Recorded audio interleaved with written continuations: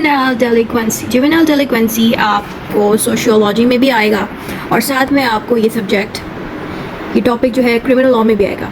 यहाँ पे मैं लिख देती हूँ सोशियोलॉजी एंड क्रिमिनल लॉ। क्यों ये सब्जेक्ट सोशियोलॉजी के साथ साथ क्रिमिनल लॉ में भी आएगा? क्योंकि ये जो सब्जेक्ट है ये क्रिमिनल्स को डील करता है। कौन से क्रिमिनल्स? वो क्रिमिनल्स जो माइनर होते हैं। माइनर किन लोगों को कहा जाता है? माइनर उन लोगों को कहा जाता है जिनकी एज 18 साल से कम की होती है। 18 साल के जो हो जाते हैं वो माइनर नहीं रहते, उनको एडल्ट कंसिडर किया जाता है। ठीक हो गया, ये सारा था जुवेनाइल डेलिक्वेंसी। अब हम इसके इंट्रोडक्शन को पढ़ने लगे हैं।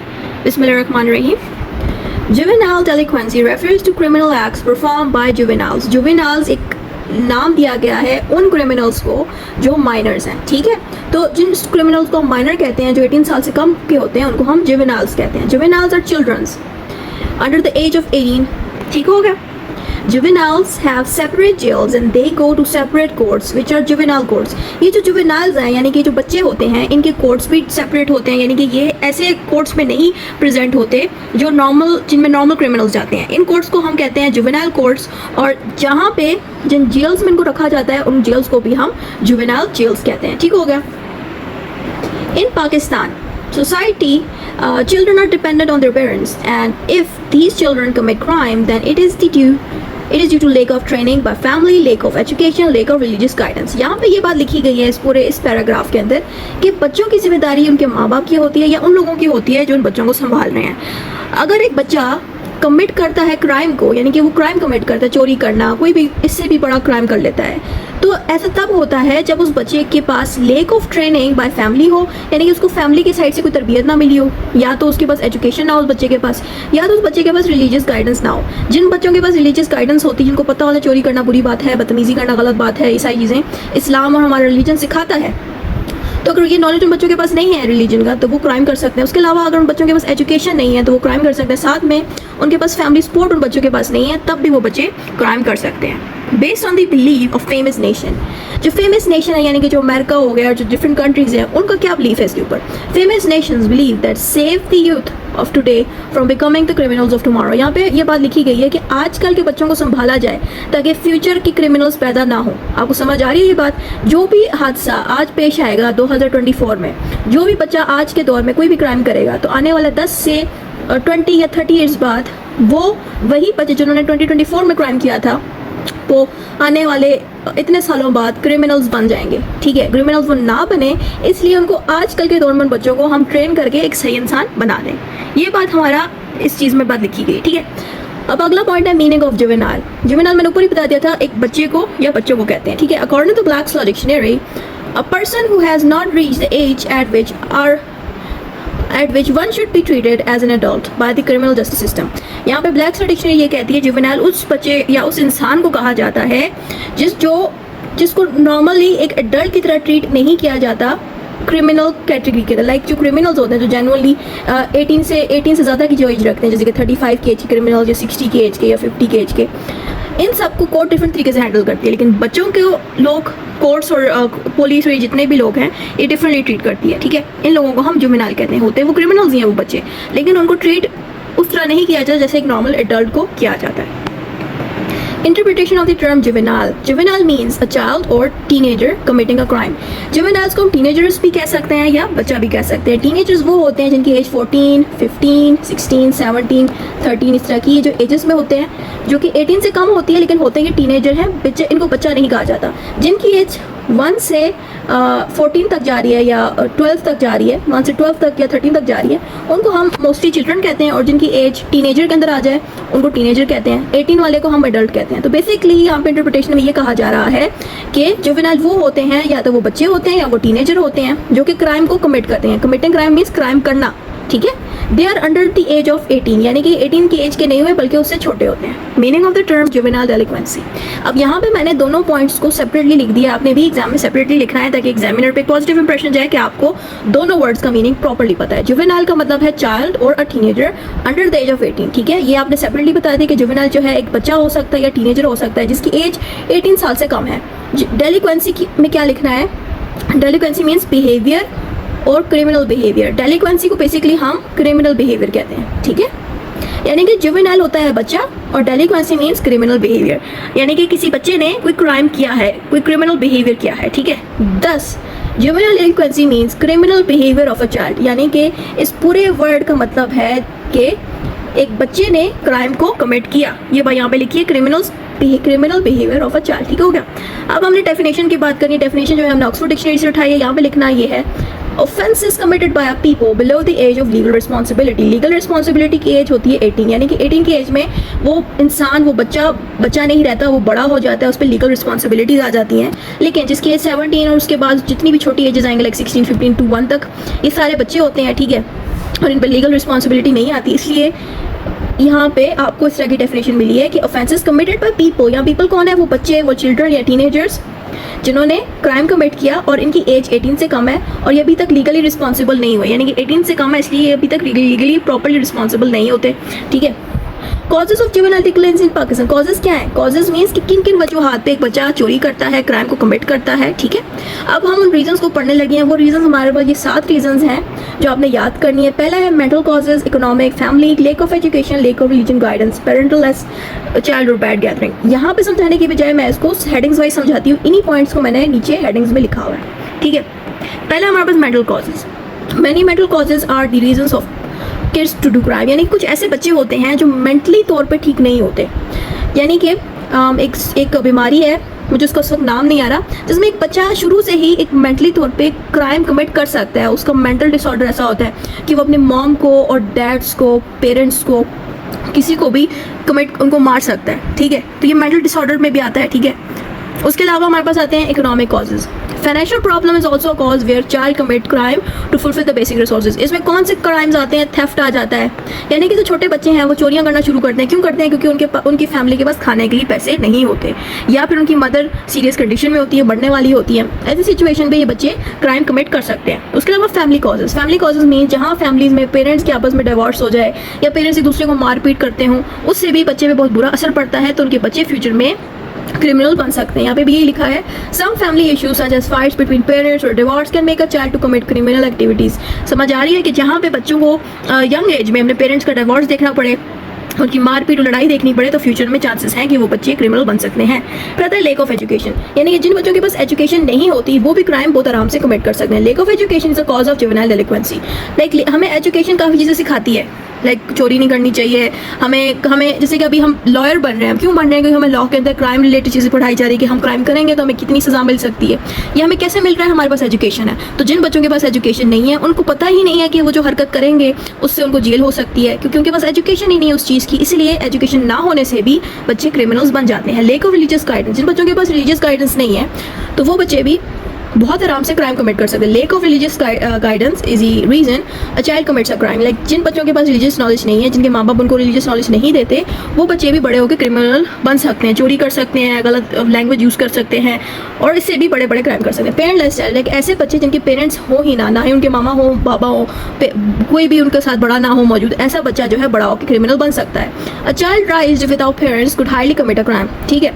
ऐसा बच्चा जिनके पास कोई पेरेंट्स ना हो, ना ही कोई ऐसा बड़ा मौजूद हो जो उसको सही रास्ते पर रख सके, तो ऐसा बच्चा क्राइम कमिट कर सकता है। बैड गैदरिंग, और जिन बच्चों को उनके पेरेंट्स बैड गैदरिंग में छोड़ देते हैं वो बच्चे भी बड़े होकर क्रिमिनल्स बनते हैं। Bad gathering of child can encourage a child to commit a crime. Like अगर आपका एक बच्चा है, ठीक है, उसको आप एक ऐसे ग्रुप में भेज रहे हैं या ऐसी गैदरिंग में उसको बिठा रहे हैं जहाँ पे सारे बच्चे ड्रग्स कर रहे हैं, क्रिमिनल कामों में इन्वॉल्व हैं, तो वो बच्चा भी, आपका बच्चा भी उन जैसा बन सकता है, यानी कि बैड गैदरिंग में रह के वैसा बन जाएगा। इसलिए बैड गैदरिंग से बचाना चाहिए अपने बच्चों को। Ways for prevention of juvenile delinquency, ways means कि वो तरीके क्या हैं जिससे आप अपने बच्चों को, जुवेनाइल्स को प्रिवेंट करा सके क्राइम करने से, ठीक है। प्रिवेंट मीन्स रोकना, यानी कि उन बच्चों को रोका जा सके क्राइम करने से। वो तरीके क्या है वो हमारे पास यहाँ पे लिखिए। पहली पॉइंट है हमारे पास फैमिली काउंसलिंग, ठीक है। दूसरा पॉइंट है हमारे पास मीडिया, फिर आता है फ्री एजुकेशन, फोर्थ पे आता है पेरेंट चाइल्ड इंटरेक्शन, फिफ्थ पे है यूथ शेल्टरिंग, सिक्स पे है good gathering, basic education programme for parents. ये 7 चीज़ें हैं जो हमने तैयार करनी है। अब इन्हीं पॉइंट्स को मैं आगे डिटेल में इन हेडिंग्स समझाती हूँ। पहला था हमारे पास family counselling. Family counselling means कि जो पेरेंट्स हैं बच्चों के, बाजू का हमारे पेरेंट्स इतने नॉलेजेबल, उनके पास इतनी एजुकेशन नहीं होती कि वो अपने बच्चों को कुछ सिखा सकें, ठीक है। तो ऐसी सिचुएशन पे पेरेंट्स को एक काउंसलर या कोई ऐसा बंदा जिनको पता हो कि इन्हीं की फैमिली से क्रिमिनल्स बन रहे हैं या इनकी फैमिली से बन सकते हैं क्रिमिनल्स, तो वो उन पेरेंट्स को इकट्ठे करते हैं ग्रुप में और फिर वो सारे पेरेंट्स वहाँ पे हाजिर होते हैं और वो बंदा फिर उन पेरेंट्स को गाइड करता है कि कैसे उनको अपने बच्चों को प्रोटेक्ट करना चाहिए, किस गैदरिंग में रखना चाहिए, किस तरह से उन पेरेंट्स को अपने बच्चों को लेके चलना चाहिए। तो इसको हम कहते हैं काउंसिल करना। काउंसिल मीन्स समझाना, ठीक है। When a family do counseling of their children, it will protect them from being criminals. एक तो होता है पेरेंट्स को समझाना, उसके अलावा जो भी चीज़ें पेरेंट्स को पता होंगी, एक होता है ना पेरेंट्स को समझाना, एक और चीज़ होती है बात। लेकिन बाज़ वक़्त कुछ पेरेंट्स माशाल्लाह से पहले से इतने क्वालिफाइड होते हैं कि उनको पता होता है कि उनके बच्चों को किस तरह की गैदरिंग में रहना है। तो वो पेरेंट्स को चाहिए कि वो पेरेंट्स अपने बच्चों को, चाहे एक है या ज़्यादा बच्चे हैं, उन बच्चों को वो काउंसल करें, गाइड करें। क्या चीज़ गाइड करें कि तुम्हें इस गैदरिंग में नहीं बैठना, तुम्हें बाहर जाना है तो ये नहीं हरकत करनी, वो गलत हरकत नहीं करनी। तो ये पेरेंट्स की ड्यूटी बनती है कि वो अपने बच्चों को गाइड करें ताकि फ्यूचर में वो क्रिमिनल्स ना बन जाए, ठीक है। अगली हेडिंग है मीडिया।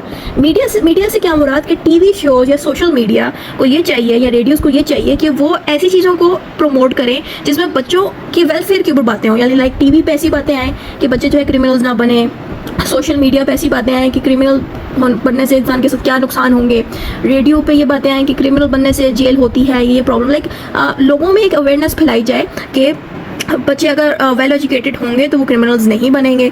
तो सोशल मीडिया या मीडिया को चाहिए, चाहे वो टीवी के थ्रू कोई देख रहा है या सोशल मीडिया मोबाइल्स पे कोई देख रहा है या कोई रेडियो सुन रहा है, उसमें ये चाहिए कि ये लोग बच्चों के वेलफेयर से जुड़ी बातें शेयर करें, ठीक है। यहाँ पे यही बातें लिखी हैं कि media, mess media like TV, social media, radios should also inform children about good things so that they can be protected from being a criminal, ठीक है। Media should inform about drugs intact is bad for health, and media should also inform that committing crime will make people suffer in jail.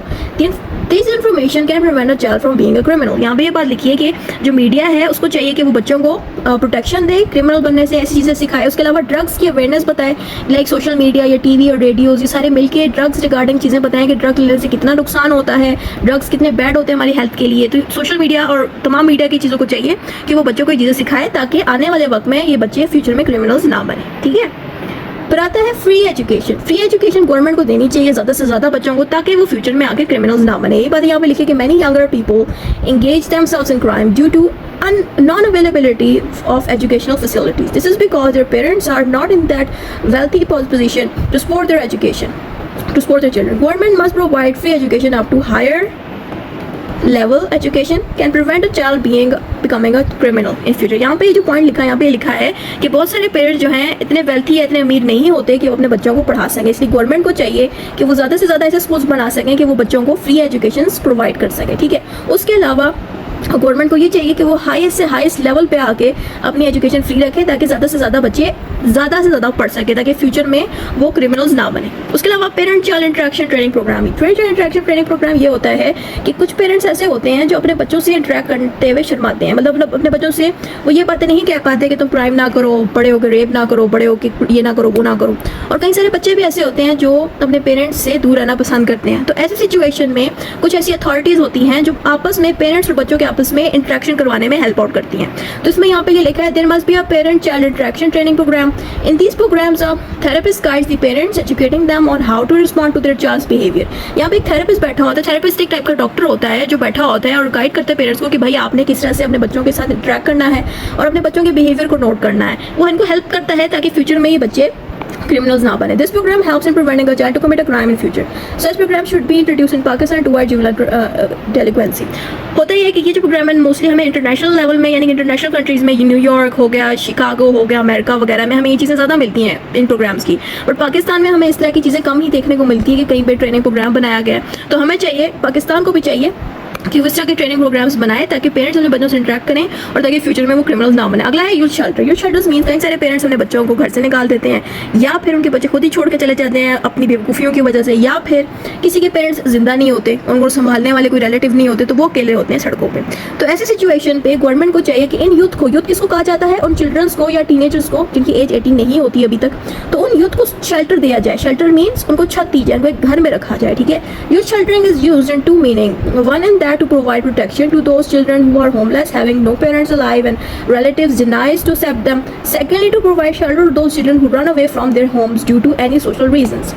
If these young people or juveniles are protected by government and these children are provided shelter with food and basic education plus arrangements of the return to their homes, it will help in preventing of crime, as homeless children will be kept away from hands of bad people. यहाँ पे ये कह रहे हैं कि shelter दो वजहों से बना जाता है। एक तो उन बच्चों के लिए बना जाता है जो घर से भाग जाते हैं, एक तो उन बच्चों के लिए बना जाता है जिनके पेरेंट्स फौत हो जाते हैं, उनके रिलेटिव्स उनको एक्सेप्ट नहीं करते, उनको छोड़ देते हैं सड़कों पे।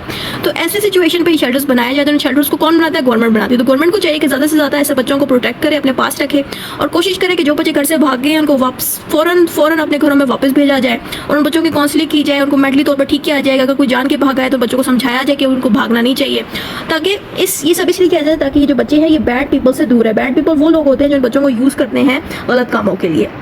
तो अगर वो बैड पीपल से बचे रहेंगे तो ऐसे बच्चे फ्यूचर में क्रिमिनल्स नहीं बनते। अगला हेडिंग है गुड गैदरिंग, और पेरेंट्स को चाहिए कि वो बच्चों की गैदरिंग अच्छी रखें। लाइक ऐसे बच्चों के साथ दोस्ती वो बच्चे करें जो कि उन्हीं की तरह के एक मासूम से बच्चे हों, अच्छे रास्तों पे हो, गलत चीज़ों से दूर हों, जो ड्रग्स ना लेते हों। यहाँ पे लिखा है if a child is in a good gathering of friends then it will prevent a child from becoming a criminal in future. यहाँ पे ये बात लिखी है अगर आपके बच्चा जो है अच्छे ग्रुप में मौजूद है तो वो बच्चा बड़ा होके एक क्रिमिनल नहीं बनेगा। अगला हेडिंग है basic educational programme for parents and children. यहाँ पे एक ऐसा प्रोग्राम भी दिया जाता है जो कि पेरेंट्स को भी गाइडेंस देता है, बच्चों को भी। यानी कि कुछ ऐसे डॉक्टर्स मौजूद होते हैं जो पेरेंट्स को भी गाइड करते हैं कि उनको किस तरह से अपने बच्चों को हैंडल करना है और किस तरह से लेके चलना है हर चीज़ को, और बच्चों को भी गाइडेंस देते हैं कि वो क्या चीज़ ज़िंदगी में करनी चाहिए, क्या चीज़ नहीं। तो यहाँ पे लिखा है कि basic educational programme for parents and children must be given. ये जो प्रोग्राम है मोस्टली गवर्नमेंट ही करवाती है, ठीक है। बाहर वाले मुल्कों में ये चीज़ बहुत हो रही है, पाकिस्तान में बहुत कम ही होता है, लेकिन पाकिस्तान को भी चाहिए कोई इस तरह की गैदरिंग और इस तरह की एक प्रोग्राम्स बनाया करे ताकि वो पेरेंट्स और बच्चों को गाइडेंस मिले। The education program must inform parents on how to raise healthy children and also teach children about the effect of drugs, sex and weapons. The basic education program must teach youth with the awareness that their actions have consequences. यहाँ पे ये है कि जो awareness programme है ये parents को सिखाएगा किस तरह से एक अच्छा और हेल्थी बच्चा बड़ा करे और उनको किस तरह से ट्रेनिंग दे। उसके अलावा बच्चों को ये चीज़ें सिखाई जाए कि ड्रग्स कितनी खतरनाक होती हैं, सेक्स करना कितना खतरनाक। अक्सर टीनेजर्स के बच्चे सेक्सुअल एक्टिविटीज़ में इन्वॉल्व हो जाते हैं क्योंकि उनके पास गाइडेंस नहीं होती कि करना क्या होता है। उसके अलावा कुछ ऐसे बच्चे भी होते हैं जो यंग एज में वेपन्स और गंदे कंपनी में घुस के वेपन्स को यूज़ करना शुरू कर, यानी कि गन्स एंड क्या उसको कहते हैं, कोई भी टूल जो वेपन टाइप हो तो उनको यूज़ करना शुरू करते हैं गैदरिंग में यूज़ हो घुस के। तो उन बच्चों को ये चीज़ें सिखाई जाती हैं कि आपको ये चीज़ें नहीं करनी है, आपको अपने आप को कंट्रोल करना है। उसके अलावा उनको बेसिक एजुकेशन दी जाती है लाइफ की कि उनको बड़े होकर करना क्या है, उनको टीच किया जाता है, समझाया जाता है इस प्रोग्राम के अंदर, ताकि उन बच्चों में अवेयरनेस पैदा हो कि उनको क्या चीज़ करनी चाहिए क्या चीज़ नहीं। अवेयरनेस किस चीज़ की दी जाती है? ताकि उनको पता चले कि जो भी वो एक्शन करेंगे उसका कोई ना कोई कॉन्सिक्वेंसेस होगा। यानी कि अगर वो मिसाल के तौर पे अगर ड्रग्स लेंगे तो फ्यूचर में क्या होगा, उनको किसी हॉस्पिटल में जाना पड़ेगा ड्रग्स लेने के बाद, बीमार पड़ेंगे।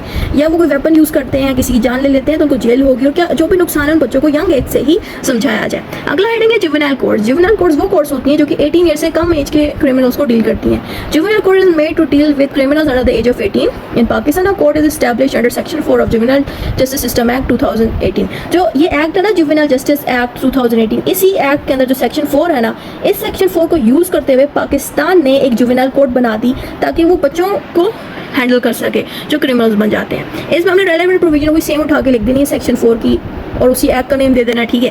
कहते हैं meaning of the term juvenile court, जिसमें आपने ये बता देना कि भाई जुवेनाइल कोर्ट्स होती क्या है, ठीक है। Juvenile courts mean the court dealing with criminals under the age of 18 और माइनर्स, यानी कि ये वो कोर्ट्स होते हैं जो माइनर्स को डील करती है। माइनर्स वो होते हैं जो 18 ईयर से कम की एज के होते हैं। फिर आता है interpretation of the term juvenile court. यहाँ पे हमने ऑक्सफोर्ड डिक्शनरी की डेफिनेशन दे देनी है जुवेनाइल कोर्ट्स की कि magistrate court exercising jurisdiction over criminal over crime committed by juvenile offenders and other matters relating to children under 18। It is also called as youth court. अगर आपको इतनी लंबी डेफिनेशन नहीं है तो खुद से भी इसको लिख सकते हो कि कैसी कोर्ट्स जिनके पास जुरिसडिक्शन होती है जुवेनाइल को डील करने की, और ये वो जुवेनाइल्स होते हैं जिनकी एज जो है 18 से कम होती है, और इन कोर्ट्स को हम यूथ कोर्ट्स भी कह सकते हैं, ठीक है। इस हिसाब से इसको लिख देना है। अगली हेडिंग है डेफिनेशन ऑफ जुवेनाइल कोर्ट्स में हमने मरियम वेबस्टर्स की डेफिनेशन दी, इसमें लिखा है court that has special jurisdiction over delinquent and dependent children usually upon the age of 18। यहाँ पे भी आपने उसी तरह लिख देना है कि ये वो कोर्ट्स हैं जिनके पास जुरिसडिक्शन होती है चिल्ड्रंस को डील करने की या जुवेनाइल्स को डील करने की, ठीक हो गया। जुरिसडिक्शन का मतलब ये होता है, जुरिसडिक्शन आपको समझा देती हूँ क्योंकि मोस्टली पार्ट 1 के स्टूडेंट्स ये वीडियोस देख रहे होंगे तो उनको जुरिसडिक्शन का मतलब नहीं पता होगा। जुरिसडिक्शन का मतलब है कि किसी को कोर्ट्स के पास पावर्स होना, ठीक है।